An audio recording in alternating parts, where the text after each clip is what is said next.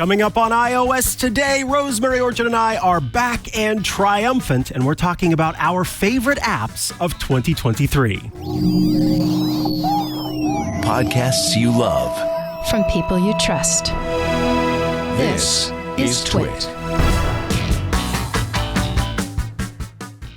This is iOS Today, episode 684, recorded for Thursday, January 4th, 2024, our favorite apps of 2023.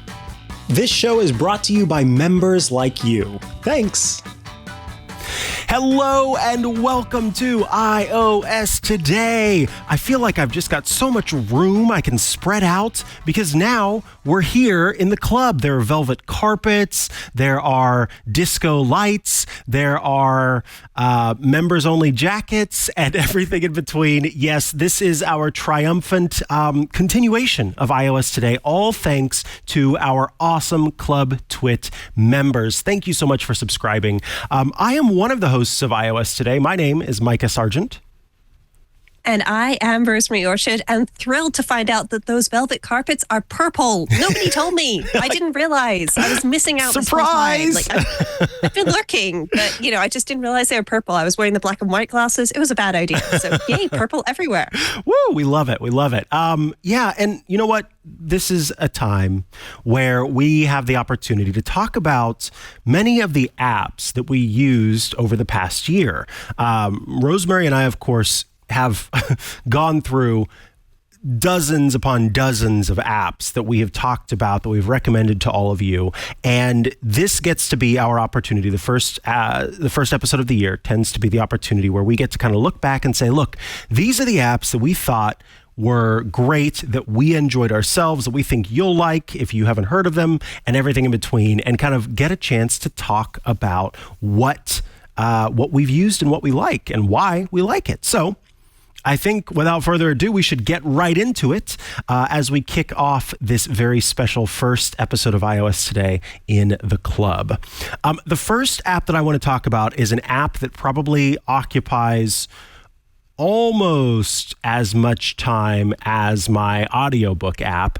It is NYT Games. NYT Games is the New York Times word games app. It also has Sudoku. And it is a way to play a bunch of different word games, of course, including the New York Times crossword and many people's favorite Wordle, as well as my favorite, which is Connections.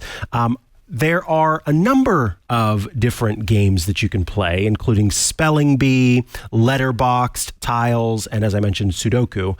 But Wordle, many of you will be familiar with. In fact, here in the club, we have a number of folks who regularly share their Wordle scores and kind of talk about the Wordle in the Club TWiT Discord. So that has been fun, as well as a game that I've mentioned quite often, which is the Connections app, or the Connections game rather, which is it's a bunch of words. 16 words, and they are displayed for you in tiles, and you have to group them into categories of 4. Just based on the words themselves. I've already solved the puzzle for today, so I don't want to show that in case someone hasn't, and then it gets spoiled for them.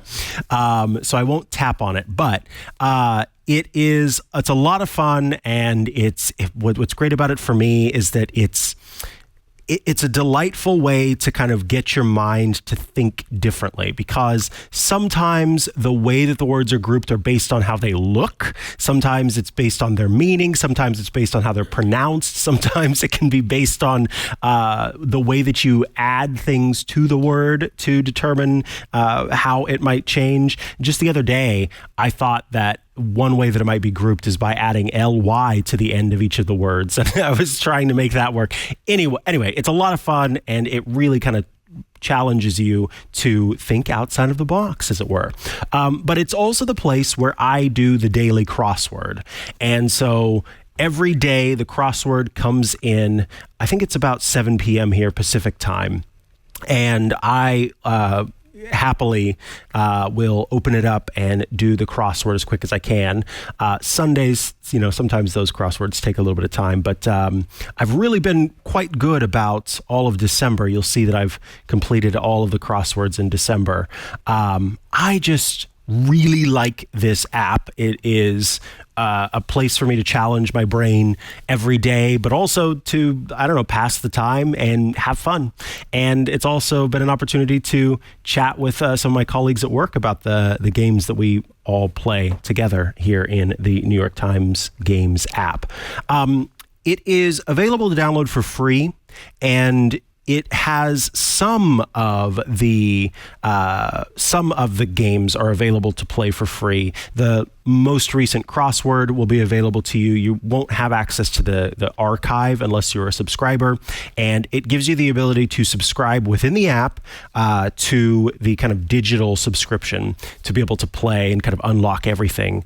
Or you can just play, whatever today's is. So yeah, even if you're not a New York Times subscriber, you can get this app and be able to use it. So that is my first pick, NYT Games in the App Store. Rosemary, what's your first pick? Well, my first pick, Mikah, is all about reading, but I'm not talking about reading books. I'm talking about those things that you want to come back to and read later, but sometimes we forget about them. And I have tried many patented methods over the years. I've tried leaving open tabs in my browser. Never works. I don't go back to them. I've tried using the reading list built into Safari on iOS and iPadOS and macOS, and it's okay, but I stumbled across GoodLinks a few years ago, and this is one of my favorite ways to save things to read later. So the whole idea with GoodLinks is you're building a pile of good links for you to come back to. But it is a really lovely native iOS app. So they've written it purely for iOS. There's a macOS version as well. And you can just share using the share sheet to get any, articles into this, and it will save them and just download them offline. But you can customize a lot of the details in this. So you can choose your theme to have a different accent color. Of course, I've chosen purple. If you're more of a turquoisey fan, sort of iOS Today colors, you can go with that. If you're a green fan like Mikah, you can go for green. Woo-hoo. And it will change your app icon to match as well.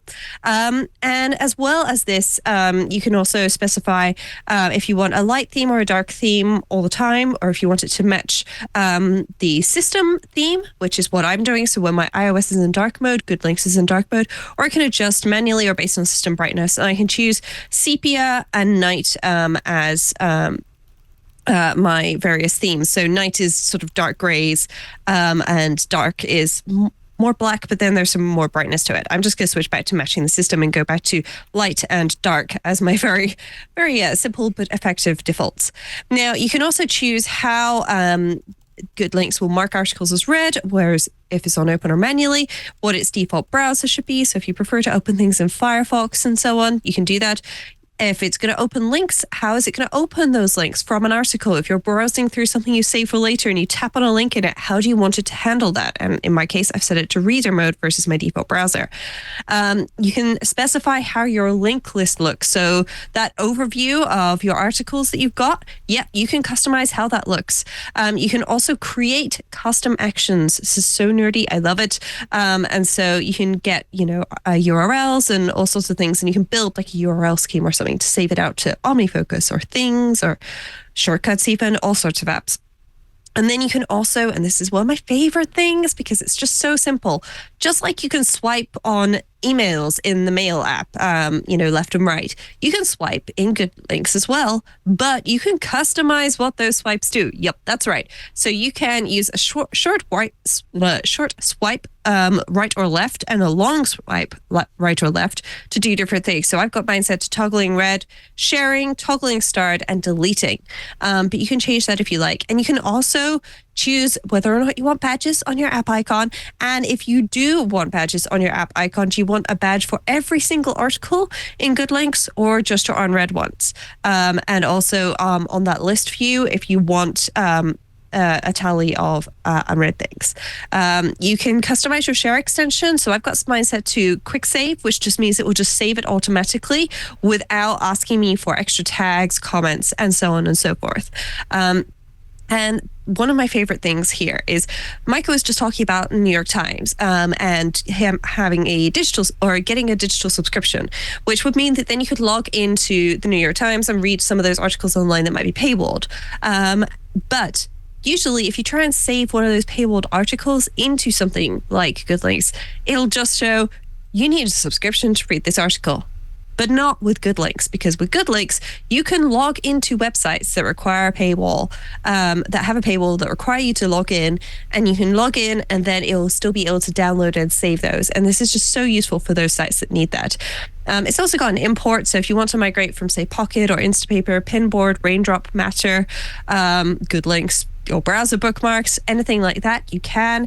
And honestly, I just really love this app. It works well with tags and so on, so I can open something here, I can toggle it as unread, I can toggle the start, I can go through and edit it to add as many tags as I want, mark things as read and so on, and just enjoy using an app that makes it really simple to save something in a to be read pile.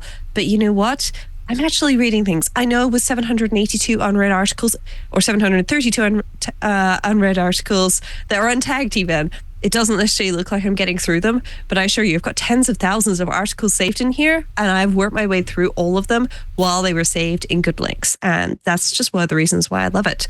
So if you're looking for a simple place to shove your to-be read pile that's more powerful than just Safari's reading list, check out GoodLinks. It's $4.99 in the App Store.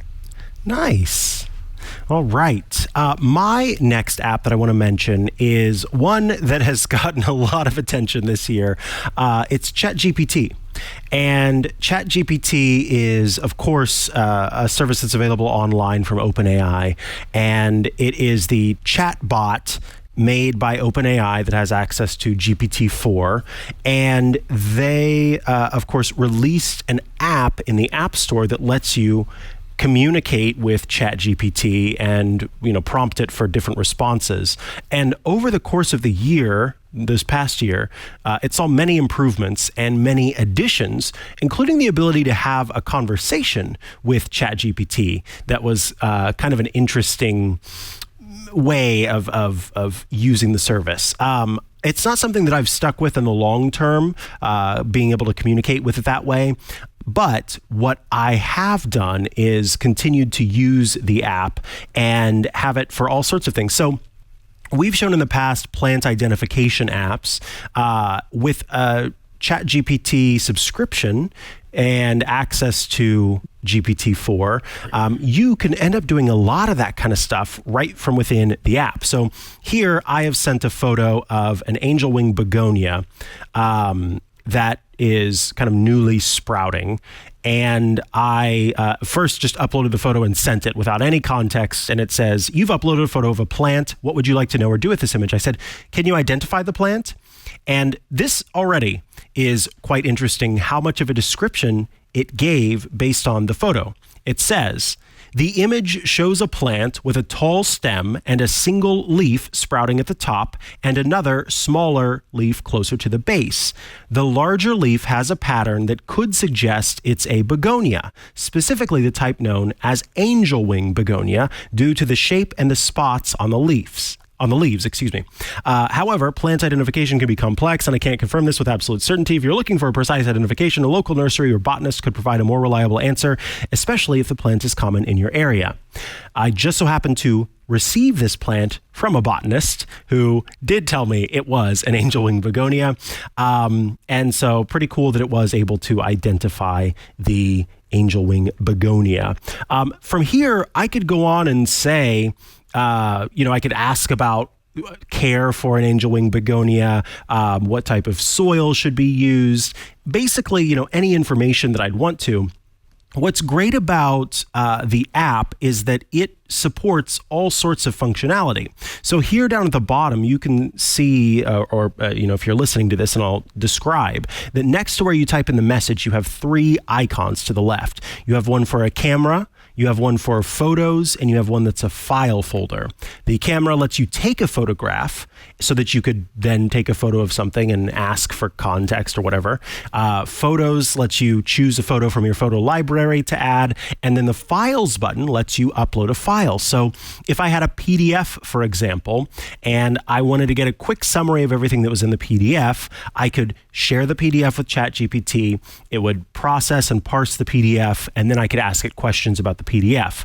On the right side, you will see a pair of headphones. That is the communication button that lets you have a conversation out loud with ChatGPT. I'm not going to show that because we've shown it before on different shows, but also because it can take time, and so the delay, the lag makes it not for a very good, I think, demonstration experience. But what's great about this is that it bakes in all sorts of functionality that ChatGPT has. So before, you'd kind of have to choose which route you wanted to go down. If you were working with code, you would talk to one version of ChatGPT. If you were working with images, you would go to DALL-E. If you were working with text, you would talk in ChatGPT itself. You'd have to add plugins at times. A lot of that has gone away. So I can, for example, just do this. I will say, create a 16 by 9 photograph. Let's do illustration, actually. Illustration of a cute gray Chihuahua listening to a podcast about Apple's iOS. That's Apple's iOS. We'll just go there. Now, when I send this to ChatGPT, what's cool about it is ChatGPT takes my prompt and it then makes sense of the prompt that I have given it and turns it into a prompt that will get a better result from DALL-E. So this is different from going to DALL-E on its own, typing this in and getting a response. I have gotten far better responses and creations like this, which, of course, with text, it's not good at text. I think the only one that's good at text right now is Midjourney, and that's only in the latest version. But look at this adorable Chihuahua listening to a podcast. It's so cute. If I had typed that in online on DALL-E, it would not look anything like this. It would look like a blob because the prompts that it kind of gets from what I'm actually asking are so much better. And what's cool too is that I can say, I like this, but I want it to look like it came from a comic book. No. Let's do from a kid's picture book. And let's see how it changes it. So it's going to actually take the seed of the original image and make adjustments to the image that I already had. So you'll probably notice that there are going to be some themes that are pretty similar with this next version of the photo. So we'll give it a second to generate here, and then we will see what it comes up with. And again, sometimes this can take a while depending on when you're asking the system, because there are loads of other people also using the system at the same time. And so, oh, look at that. Here's a cute little Chihuahua listening to Podcasto. Podcasto 16168. But don't worry, because they've got an LSE connection, so we're good. But again, in a very adorable photo. Although, I maybe would talk to the Chihuahua about its listening technique. You kind of want to have those over your ears to listen. In any case, I think very cute, a lot of fun. And I've been able to do not just the little toy stuff with it, but also have it help me with all sorts of things. When I don't want to bug Rosemary about some automation or something, I might occasionally ask ChatGPT for help. And then I usually end up asking Rosemary in the end, and the solution is better. But yes, that's ChatGPT, available to download for free. But if you want to have access to all of the features, you do need to have an OpenAI account and subscription to be able to use that. It also provides in-app purchases if you'd like to subscribe to the service from within the app. All right, let's keep moving along because we've got a lot more to cover here. What's next on your list, Rosemary? Well, next on my list is a simple one. I'm not going to spend too long talking about it because we have mentioned it on the show before. This is Ivory for Mastodon by Tapbots. So a lot of folks will have probably used Tweetbot or something similar in the past to access Twitter. Twitter is no more. It's now known as X. But that means that when Twitter killed their API, a whole bunch of apps needed to find a new home, and Mastodon was becoming more and more popular. So a lot of those apps decided that they were going to try and pivot and make a new app for Mastodon. And that's exactly what the folks at Tapbots, creator of Tweetbot, did. They created Ivory, which, yes, it's a play on the whole mammoth thing, but it's very similar to Tweetbot. It allows you to interact with Mastodon in a very familiar way. So you can tap on the trumpet to post. You can choose your post type, whether it should be public or listed, followers only, mentioned people only, what language it's going to be in, and all of the things that you might expect. And honestly, I like this because it does just work. I can favorite things in it. So this Picard management tip, if anyone on your ship seems perfect, it means you aren't paying enough attention. Slightly sinister, but, probably accurate. And honestly, it's just a really nice way of interacting with some parts of the internet. It's amazing how many apps have got accounts on here. So if I want to interact with Carrot Weather, I can follow the Carrot Weather app, which of course I'm already doing. It's carrot at mastodon.social for anyone wondering. There's whole servers which are dedicated to indie apps, and they're developers who have accounts on the server for those apps. And so I'm really pleased to be able to be a part of the Mastodon community and to enjoy this. I can also, of course, switch to the iOS Today account, which is iOS Today at twit.social, where we do track all of your feedback and so on that you send us, which I love that we have that there, and it's easy to switch between accounts. But even if you don't need to switch between accounts, if you would like to, take part in the Mastodon social network experience, then Ivory is a very enjoyable way to do it. Nice. All right. The next one I'll mention is, I don't know why they offer this for free. It's kind of ridiculous to me that it's available just for free to use. Camo Studio from the folks at Camo. So I have been using Camo for a really long time on my Mac. It is the way that when I'm doing my shows from home, I use an iPhone as my web camera, and it lets me use the full quality of the iPhone as my web camera running into my Mac.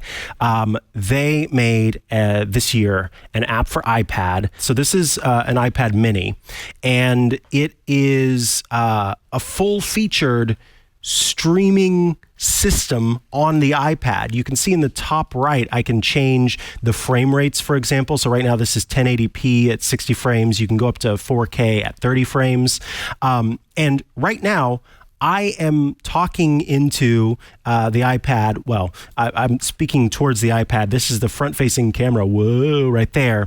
And then behind is the camera that faces to the back. I can take that view and move it around on screen wherever I want to. And I'm doing all of this from the iPad. Like, I cannot understate, this is an iPad mini I'm using that all of this is happening on.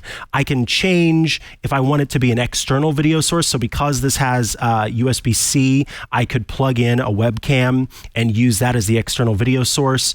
I could, for example, if I was using an M1 iPad or higher, which the 12.9-inch iPad that I have is able to do that, then it will allow me to stream from other apps. So I could have my front-facing camera or the back-facing camera, no, it would be the front-facing camera on me while I talk about an app, similar to what we do here on the show.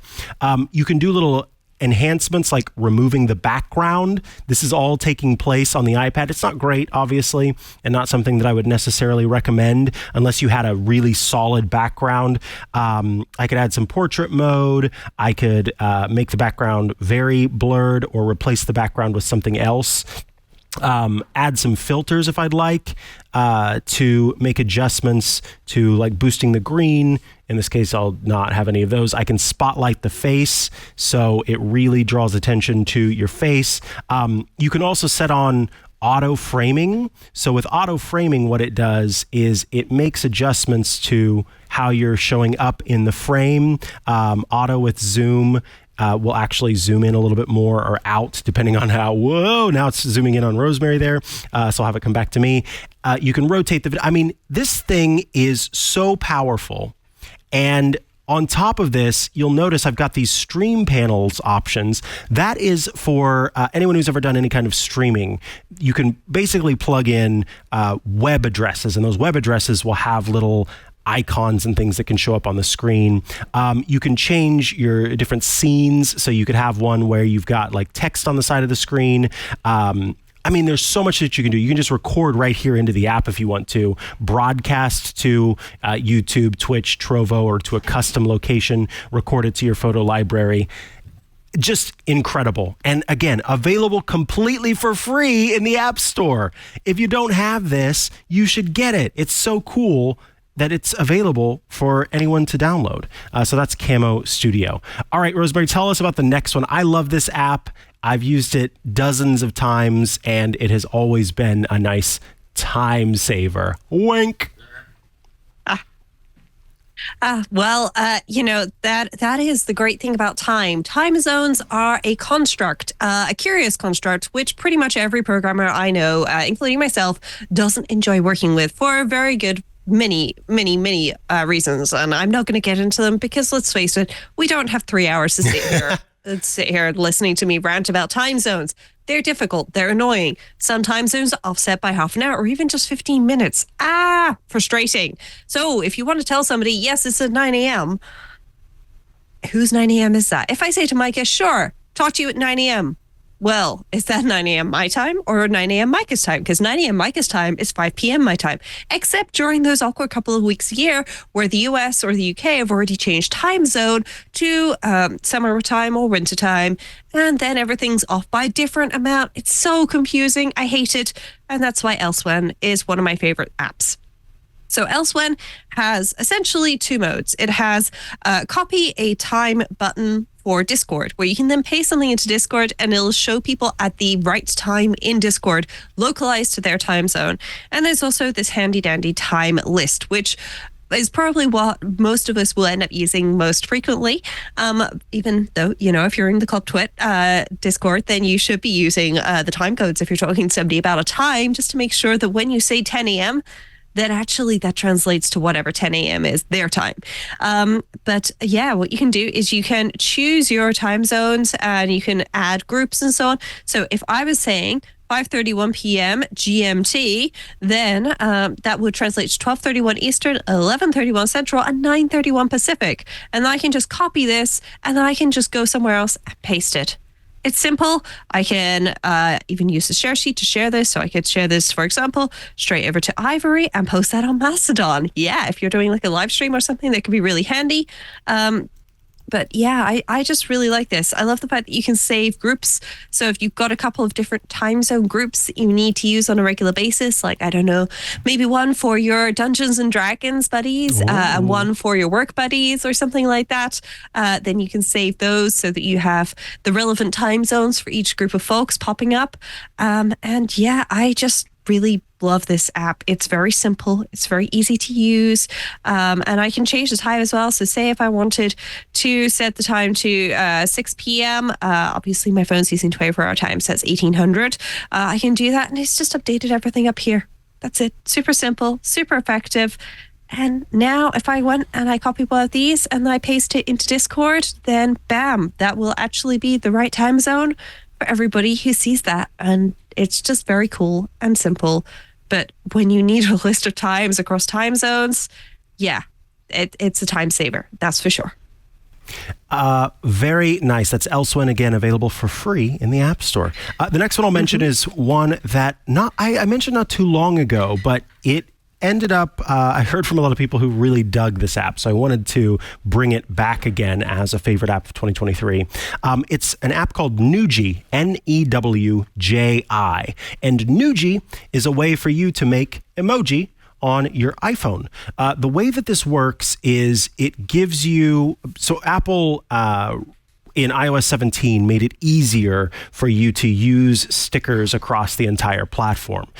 You can end up like peeling stickers and sticking them into different apps, especially messaging apps, or sending them as little images in different apps. And so with that, we saw kind of a resurgence of, or kind of a regrowth of some apps that had existed for a while, but sticker apps. And this is another generative AI app that lets you make little emoji. It's basically just purpose built to let you create sort of emoji themed images. So I could say, make the king of all, I bet you can guess what I'm going to say next, Chihuahuas, an emoji. And I will choose make it. And you, whenever you download the app, get a certain number of credits. I believe it starts at 30. I'm down to 21. After that, you'll need to purchase new credits to be able to continue to make emoji, which makes sense. Again, this is using generative AI, so that's paying for access to the API essentially for the developer, and also just in general paying the developer for creating the app. So we'll wait for that to be created and see how that turns out and if it's any good. And once that's done, then we'll move on from this. So again, this is Nuji, available for free in the App Store with a number of credits, I believe 30 to start, and maybe 25 to 30. And then after that, you can buy credits. And here is an adorable little Chihuahua wearing a crown. Indeed, it is the king of all Chihuahuas. And then I can share that image elsewhere. I can add it as kind of a sticker. And if I wanted to, I could ask it to make others. I recently made a shark playing a guitar, it would appear, and also a Chihuahua holding an iPhone. So I seem to have a little bit of a theme going on. That's Nuji on the App Store. What's next, Rosemary? My next pick is related to the fact that, after Twitter disappeared, there seemed to be lots of different social networks popping up. And it was really difficult to keep track of who went where and make sure that when you shared something, it went to all of them. And one of my solutions to this is Micro.Blog. Now, Micro.Blog is $5 a month to use, but the app is free to download, and you do get a 14-day free trial when you use it. But the beauty of Micro.Blog is when you post to Micro.Blog, you can actually choose where you want to cross-post your post to. So I am posting to Mastodon and Blue Sky and PixelFed whenever I post here. Now, you used to be able to cross-post to Twitter. Obviously, Twitter got rid of that. That wasn't Micro.Blog, that was Twitter. And you can't cross-post to Threads because Threads doesn't have that support yet. Maybe it will in the not too distant future. We can but hope. But what I really like about this is I can post here and I own my content as well. So if I decide later that I want to post under a different name or something, well, it's a domain name, so I can change that. I can buy a new domain, and Twit's had several sponsors who will help you buy a domain name, and it's very simple to move things. So I can post images and so on as well, including, various screenshots that I've taken, and I can interact with a bunch of people on here too using open standards, which are just available to everybody. This is also how it can cross-post to Blue Sky, because Blue Sky has an open API, and Mastodon has an open API as well that Micro.Blog can use. So when I post here, I know that it's posted on my site, but it's also posted on Mastodon, and it gets posted on Blue Sky too. And if it's got an image in, it gets posted on PixelFed, which is kind of like Instagram, but based on Mastodon standards and ActivityPub rather than it being Instagram and private and closed. So yeah, this is just another option for folks. But if you want a very simple, easy to use website where you can post using a mobile app, there's also a Mac app. It integrates with things like Mars Edit on the Mac as well, which is really great blogging application for Mac OS that I highly recommend. And if this channel weren't iOS Today, I'd spend 20 minutes talking about Mars Edit, but it is iOS Today. And sadly, Mars Edit is not yet available on iOS. Maybe it will be this year, who knows? But yeah, Micro.Blog is a very nice app. And if the app itself doesn't appeal to you, then, well, Manton Reese, who is the guy behind Micro.Blog, has worked with a whole bunch of other developers and created a lovely open API where other developers can and have created their own apps for Micro.Blog. So there's a whole bunch of them out there, including one from Manton himself called Sunlit, which is intended to be more of an image posting application. So something a little bit more Instagram-like. for Micro.Blog. So you still get those square images and filters and things like that, but without having to feed all that data to Facebook. Nice. All right. The next one on my list, another completely free app. It's called Landdrop. And the reason that this one comes up for me is because actually in the last couple of months, this app has come up more than it had in the previous months of 2023. Landdrop is a free and open source app that lets you kind of airdrop to any device, it seems, practically any device on your local area network. So if you've got a Linux machine, a Windows machine, a macOS machine, an Android device, or an iOS device, all of those platforms can airdrop between one another using Landdrop. So what I've done is I have opened up Landdrop on my Mac and on my iPad so that I could show you that here in Landdrop, I've got an iPad showing and a MacBook Air that's showing. And at any time, I could choose to share a photo. So I could say, I want to send these two photos that are here and choose add. And then now that I've selected those two files, I tap on the iPad, for example, and it sends those two files over my local area network to my iPhone, or excuse me, to the iPad, and it asks, hey, there are some photos that are coming your way. Can it be sent? Are you okay with it being sent? And on my iPad, it automatically shares those photos to the photo library. So I didn't even need to, they're not saved. I didn't have to save them locally in the app itself and not be able to save them directly to where I wanted them. But this is really not meant for using personally between a Mac, an iPhone, and an iPad. I've got AirDrop for that. What it's for is when I've got a Windows machine and I want to get a photo from my iPhone over to the Windows machine quickly, or if I've got, a Linux device booted and I'm working on a text document and I want to share that over to a Windows machine or the Mac, or want to take it to my iPad and be able to open it up in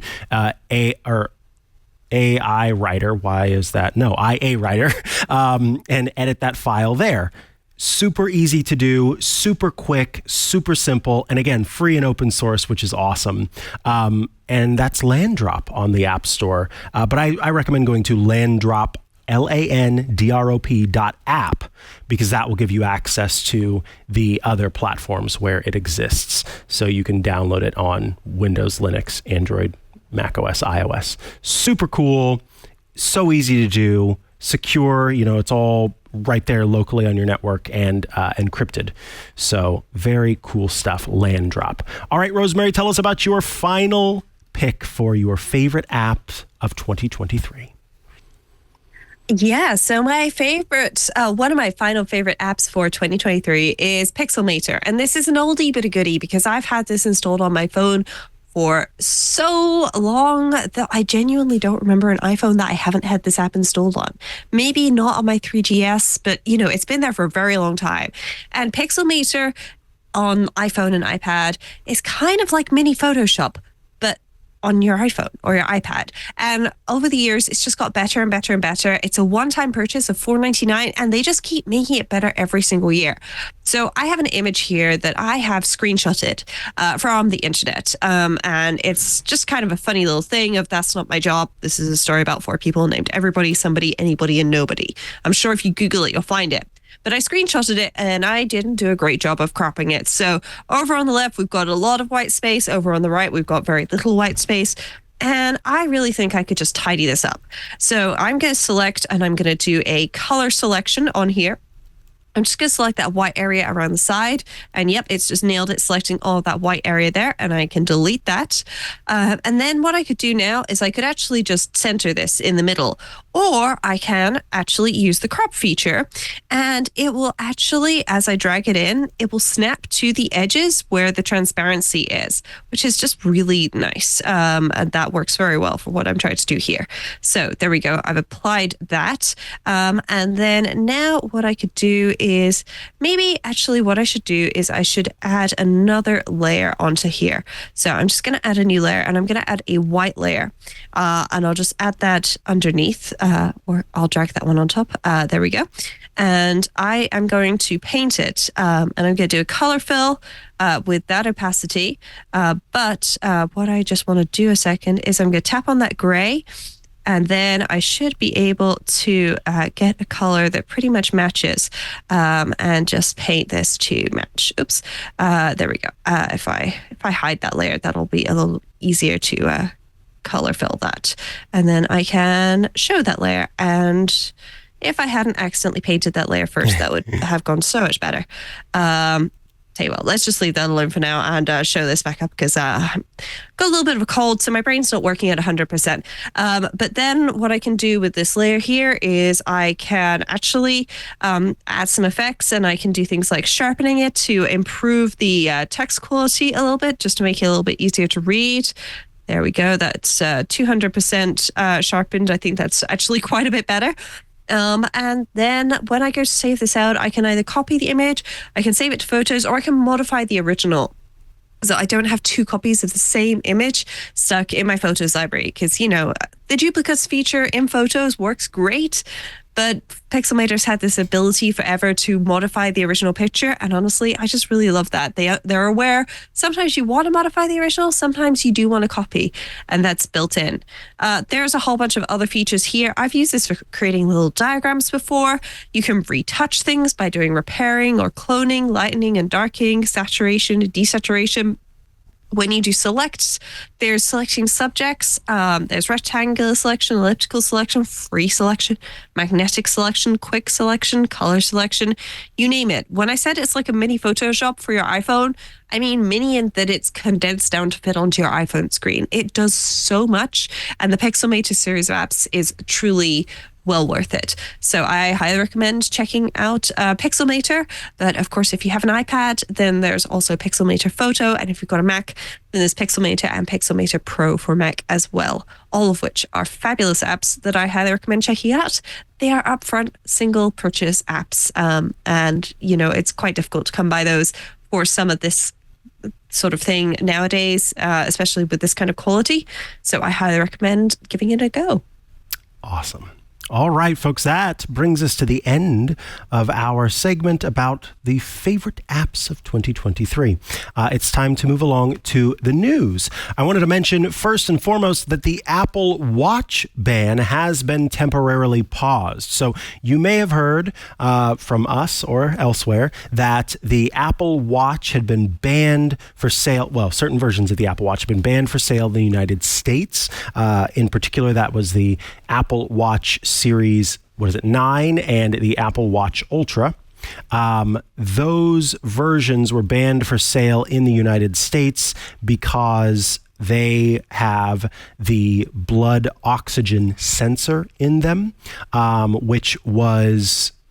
But there's basically a patent dispute going on, is what it boils down to. And so this patent dispute resulted in a ruling that said that, hey, in the United States, Apple has to stop selling these watches until they figure out how to address the patent dispute. Well, a group has said, and let me remember which group this is. The U.S. Court of Appeals has said, all right, we're going to figure out what's going on here, and we may put an eventual pause on the ban of the import that lasts for a while this case keeps going on. But while we decide if we're going to do a longer pause, we're going to do a shorter pause that allows Apple to sell the Apple Watch in the United States once again. So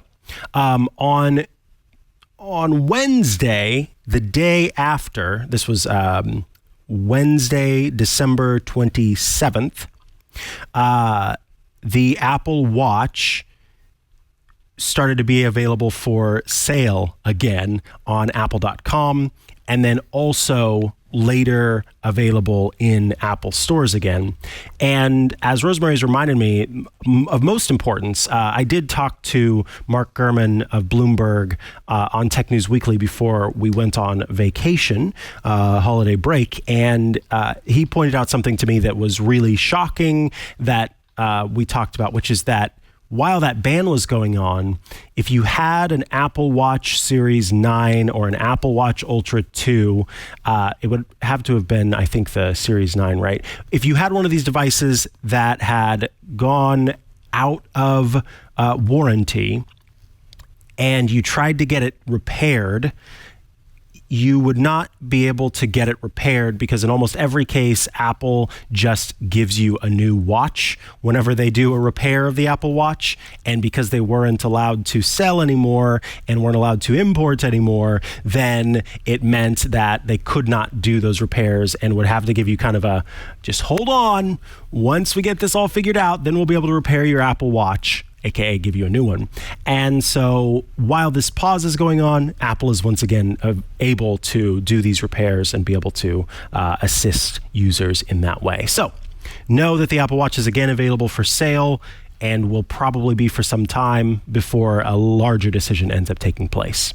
I wanted to mention a quick PSA for those of you in the United States who, because you're in the United States, have to do your own taxes.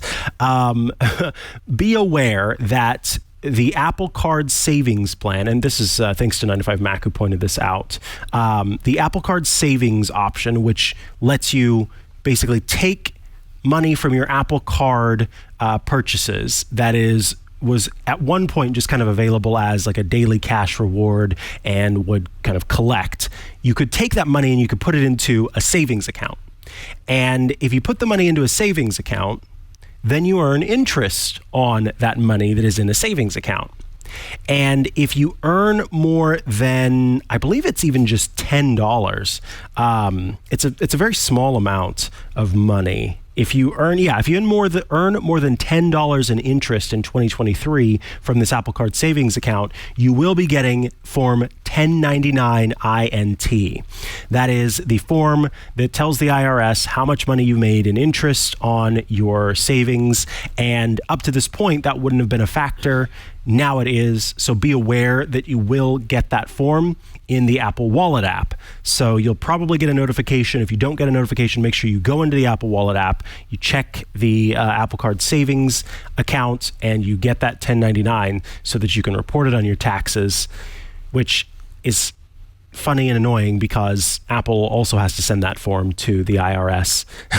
And so wouldn't it be great if it worked like it does in the UK, where you just get a thing in the mail or however it happens these days that says, hey, this is what we see for what you've earned and what the taxes are. You good with that? Isn't that how it works, Rosemary? I think you told me that's how it works. Well, it really depends on who you are and whether or not you've got a business and other income coming in. But yeah, basically in the UK, HMRC does all the work for you. It's a novel experience for those from the US, I'm sure. But yeah, it works really well. We pay slightly higher taxes, but, we also have national health care. So, probably a win-win for us, I guess. You also have really good tea. So the last bit of news I'll mention is that Microsoft's own app that runs on Copilot, that runs on OpenAI with some unique implementations, is now available as an app on iPhone and iPad. It's called Copilot. You can get it in the App Store. You can ask it questions. In fact, there's a photo of the app saying, of someone saying, what kind of flower is this, with a photograph of a flower, and then the Copilot is responding to say what kind of flower it is, which of course that is a bird of paradise. And then look, in the next one, it's having it, I feel like they watch iOS today. In the next one, they're generating photos of cute dogs talking into microphones. That's my brand. So you're going to hear from me, and there will be a ban on Copilot. No, I'm just kidding. All right. So just be aware that app is available. You can download it on the App Store. It is available for free. If you have a Microsoft account, you can use it. So check out Copilot on the App Store. All right, folks, without further ado, it is time for Shortcuts Corner. And we're keeping the music, right, Kevin? Yeah. Woo! I didn't warn him.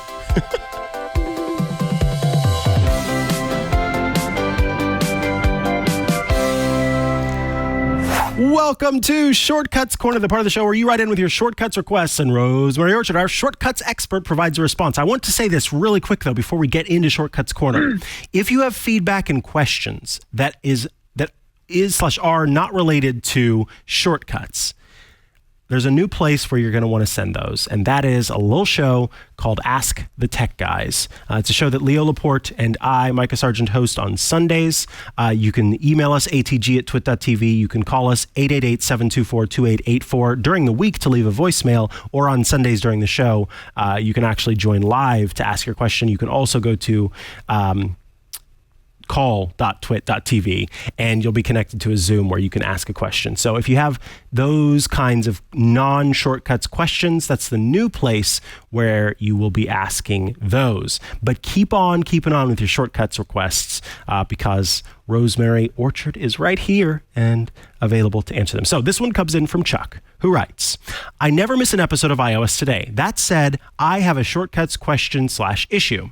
I created a simple shortcut that uses the show remote control action to select the appropriate Apple TV based on the current room that I'm in using occupancy sensors. The issue is that the shortcut doesn't reliably show the specified Apple TV and instead shows the last opened Apple TV. I'm guessing this is a bug with this shortcut's action, but I wanted to confirm. I'm wondering if Rosemary has run into this issue and found a workaround or a solution. Thank you, my friends, for all that you do. With blessings, Chuck. Chuck, blessings right back. And thank you for hopefully joining us here in Club TWiT so you can check out the answer to your Shortcuts Corner request. So, Rosemary, does this feel like a bug? Does this feel like something that could be solved? What's going on here? Well, I actually need a little bit more information from Chuck before I'm going to be able to fully answer this question, because it kind of depends on how the shortcut's been set up. So I have a shortcut here on my phone screen, which I should be showing you folks, which just has the show remote control action in it, and it's showing me my bedroom Apple TV remote control. And if I run this, then it'll open it, and it opens the remote app. Takes a moment. Now, this is important. It takes a moment, but then it shows me the bedroom Apple TV. So I exit back out of here, and then I go into this other action or shortcut that I've created, where it says show remote control for living room TV brackets 2, because I have a HomePod pair in my living room, so their living room, and for some reason this one, even though I've renamed it 6 times, just loses living room Apple TV, and goes back to being called living room. I've given up on it. It's fine. And if I run this, then it opens the remote app, waits, and then it does also show me bedroom TV usually. However, when I was playing around with this a little bit earlier, I actually noticed a little thing that could be done, which is called the Wake Apple TV action. Yeah. So if I use Wake Apple TV, I specifically wake the Apple TV before running this action. Now, let's just go back in here and leave it. So it's on choose a TV, and tell you what, let's force quit that remote just to be sure. Okay, and then I'm going to go into the bedroom one, and I'm going to add the Wake Apple TV there. So last time I ran a shortcut to open the Apple TV remote, it opened, waited a little bit, was supposed to show me the living room, showed me the bedroom, and then I changed it. So this one, it's the wrong TV. Whoops. I'll just have to give it a moment. For some reason, it always takes a little while to program these actions, I guess because it's scanning your whole network for Apple TVs, even though it literally just scanned it seconds ago. Yeah.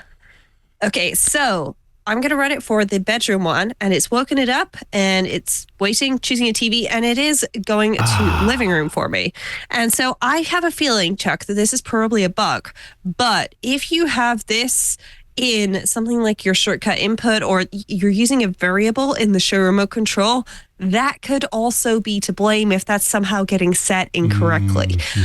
So I have a feeling that what you're going to need to do is open the feedback app. Now, I have this in my control center because I'm running a beta, but if you're not running a beta, then you can go to apple-feedback : / on your phone, or you can go to apple.com/feedback and file some feedback with them and tell them this ain't working right, because something is a little bit hinky there. But if you are just having a problem finding your remote, then I would like to take this opportunity to remind folks that in the latest version of iOS, there's now a find button for those remotes. Yep. So I can tap on find, and obviously my living room is quite a way away. So it's saying that my living room TV remote is far. That's not really a surprise. My bedroom TV remote is a bit closer, but my arms are not long enough to reach all the way into my bedroom from my office. So I'll have to not demo that right now. But you can use your phone to find your Apple TV remotes if they are the newer ones, which is such a godsend, because I managed to lose mine between my mattress and my headboard the other day, and it took me a while to find it. But I was able to, with thanks to the find button on this. So yeah, sounds like Chuck needs to file some feedback there. But this does usually work. I find that it often gets stuck when both Apple TVs are awake or have recently been awake. But if they are both fully asleep and have been asleep for a while, like mine were right at the beginning of that, then it works fine. So yeah, it's something that needs to have some feedback filed against it. Well, I know we will all go to arms and make sure that happens. Folks, believe it or not, that is going to bring us to the end of this, our first new episode of iOS Today in the club. If you have questions, if you have feedback, if you have any of that, you can email us iOStoday@twit.tv. I want to once again thank you all so much for your support. It is because of Club TWiT that we are continuing to be able to do this show and bring it to you each and every week. And so thank you so much for your contributions there. Thank you so much for telling your friends and family and gifting iOS or gifting Club TWiT as a subscription. I also want to mention that we do have a single show plan. So if you want to tell your friends about iOS Today in the club now and would like to just get iOS Today on its own, it's available for $2.99 a month as opposed to that full subscription. That will get you access to the iOS Today feed in and of itself alone, so you can watch the show every week. It could be a great gift for a friend or family member who just got a new iPhone or iPad for Christmas or for another gift-giving holiday. In any case, thank you so much for tuning in. Thank you for being members of Club TWiT, and we will see you again next week for another episode of iOS Today. Bye-bye. Goodbye, folks.